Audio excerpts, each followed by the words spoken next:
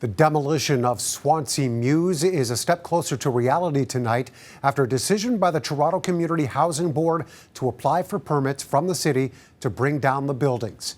This while tenants have been wondering and waiting about what happens next. When we asked them at the town hall meetings, is Swansea Mews going to be demolished? They said no. Sharon Smith no longer lives at the Swansea Mews Community Housing Complex, but still considers it home. She was there for nearly 20 years before being told, along with other tenants, to move last June. A ceiling collapse deemed it to be unsafe to live in then. Now, after months of speculation, the buildings holding 154 units that have been sitting empty will likely be demolished. I'm very sad about it. Not just myself, we're all sad because they didn't give us time to leave Swansea. They knocked on our door and said, next day, we have to get out.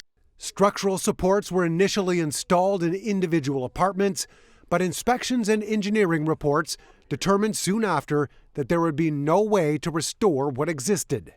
Based on all of the professional and independent opinions that we've received, the only option that exists to satisfy the order and remedy the unsafe condition is to demolish the buildings, and thus we're requesting for, approval to proceed with obtaining a demolition permit. Toronto Community Housing's decision to demolish the complex comes after a significant cost to keep it standing until this point.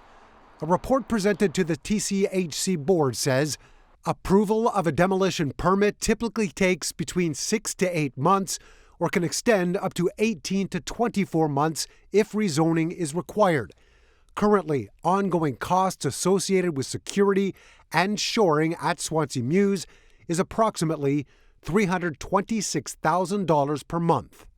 And what we're afraid of, being an agency that works in communities across the board, is that there are many other properties that are having the same issues or similar issues pertaining to maintenance and just things that are being old.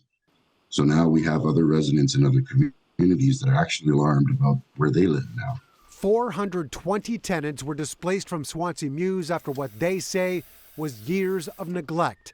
They were told they would have the opportunity to return once it was safe. At this point, a plan to replace homes on the property hasn't been developed.